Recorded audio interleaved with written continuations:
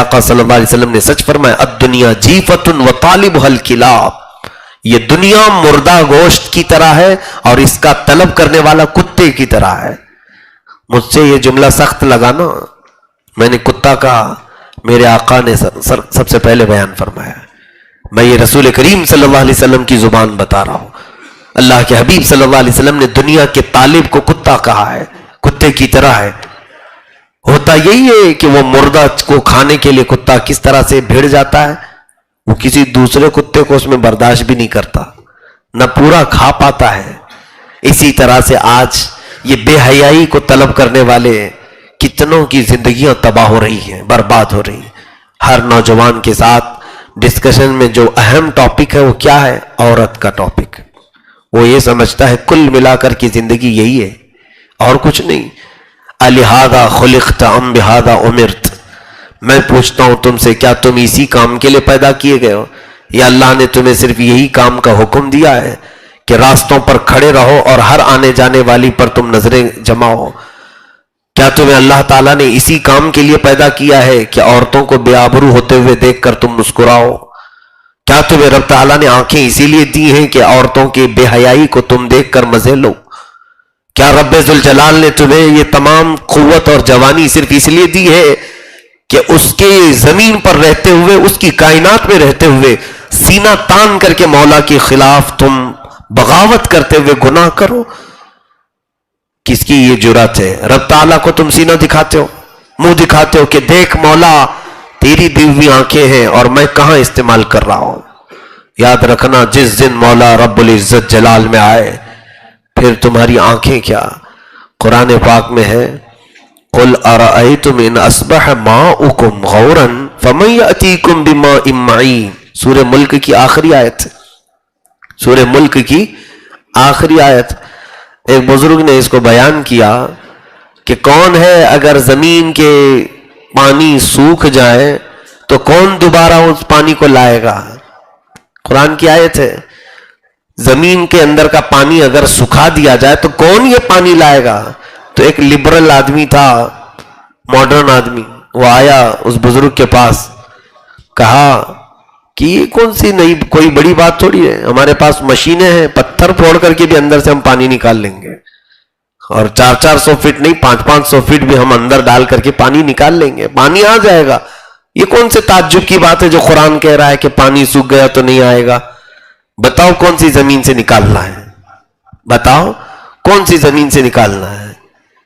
تو انہوں نے کہا اپنی دونوں انگلیاں اس کی آنکھ میں ڈال دی، اس کی آنکھ میں ڈالی تو اس کی آنکھ درد اور بے قراری شروع ہو گئی، ایسے کہ اس کی آنکھوں میں اب کچھ بھی نظر نہیں آتا تھا، صرف انہوں نے آنکھ اس پر اپنی 2 انگلیاں لگائی۔ وہ چیختے چلاتے باہر ادھر ادھر اچھل کود کر رہا تھا۔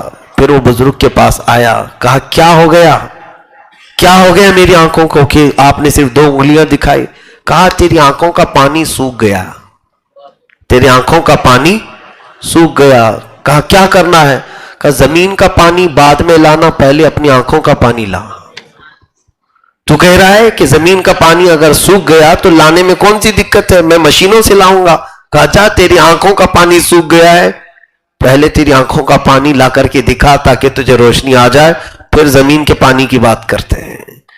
میرے عزیزو، رب تبارک و تعالی جب چاہے کسی بھی ذریعے سے تمہاری آنکھوں کو سکھا دے، ختم کر دے، زندگی بھر کے لیے ہم معذور ہو جائے۔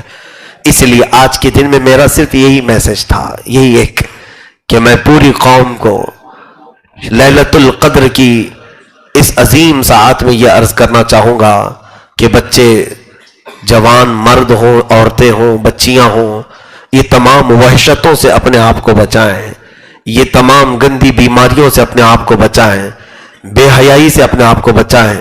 اور بچنے کا ایک ہی راستہ ہے، جب تمہارے پاس اس طرح کا ماحول آئے، صرف ایک خیال کر لینا کہ میرا مولا مجھے دیکھ رہا ہے، میں رب تبارک و تعالیٰ کے حضور کیسے یہ غلط چیزیں کروں، رب تبارک و تعالیٰ میری ان تمام بے حیائیوں سے واقف ہے۔ ایک بار اگر تم بچ گئے تو پھر تمہارے اندر ایمانی قوت اور حرارت وہ آئے گی، قسم رب ذوالجلال کی، جس پر تم نگاہیں ڈال دو گے مولا اسے توبہ کی توفیق عطا کرے گا. یہ تجربے کی بات میں بتا رہا ہوں. سرکار مفتی اعظم ہند رضی اللہ تعالیٰ عنہ، یہ وہ ولی کامل کا نام ہے کہ آپ بیانات نہیں کرتے تھے، بیٹھتے تھے، سٹیج پر جا کر بیٹھے ہیں اور مجمع ہزاروں کا صرف ان کے چہرے کو دیکھا، جنہوں نے آنکھوں میں آنکھیں ڈالی، مجمع میں سے وہ چیخنا چلانا شروع کیے، توبہ کرنے لگے. نہ بیان کیا، کچھ نہیں کیا، اور کتنے تو توبہ کیا اور ان سے بیعت کر کے آج تک یا تو وہ پھر اصلاح پر اور ہدایت پر قائم ہیں. ان میں سے کئی تو ایسے ہیں جو علماء صالحین بنے ہیں، جو گناہوں میں زندگی گزارتے تھے وہ علماء وقت بنے، مفتیان کامل بنے. تو کس وجہ سے؟ ایک مرد قلندر کی آنکھوں میں وہ تاثیر ہوتی ہے کہ اس کی آنکھیں بھی اگر کسی کے دل پر پڑے تو مولا اسے ولایت کا بھی مقام عطا کرتا ہے. وہ نور ضائع ہونے نہ دے. ہماری آنکھوں کے اندر جو نور ہے اسی کی برکت ہے. الحمدللہ ہم نے بزرگوں سے یہ سنا بھی ہے اور دیکھا بھی ہے. میں نے دیکھا ہے، اب اس کو میں تفصیل سے عرض نہیں کرنا چاہتا، صرف یہ ہے کہ اس کی برکت اللہ تبارک و تعالی ہم سب کے ساتھ قائم رکھے کہ ہماری آنکھوں کی حیا اگر باقی ہوتی ہے تو اللہ تعالیٰ اچھے اچھوں پر ہمارا رعب قائم کرتا ہے. ہمارا رعب ان کے اوپر حاکم وقت بھی کیوں نہ ہو وہ کترائے گا آنکھ سے آنکھ ملانے سے. حضرت بابا فرید الدین گنج شکر اللہ تعالیٰ عنہ نے حضرت نظام الدین اولیاء کو کیا کیا تھا؟ محبوب الہی کہتے ہیں بچپن میں میں 10-11 سال کی عمر کا تھا جب بابا فرید الدین نے آنکھوں میں آنکھیں میرے ڈال کر کے دیکھا تھا. صرف غور سے مجھے آنکھوں میں آنکھیں ڈال کر دیکھا تھا. میں اپنا گھر بھی چھوڑ دیا، سب چھوڑ دیا، اسی درویش کے پیچھے لگ گیا. اور اتنا لگا کہ اللہ کے اس پاک ولی بابا فرید الدین نے نظام الدین کو کہاں تک پہنچایا؟ محبوب الہی کے مقام تک پہنچا، وہ مقام تک پہنچایا آنکھوں نے. تو یہ ہم نے جو ضائع کیا ہے آج گناہوں سے آنکھیں، تو پھر یہ ہماری آنکھوں کا اثر نہ ہمارے بچوں پر ہے، گھر والوں پر، نہ ہمارے آس پاس کسی پر. ہاں جس کی آنکھیں محفوظ ہیں پھر وہ دیکھ لے کسی کو ایک بار دیکھ لے.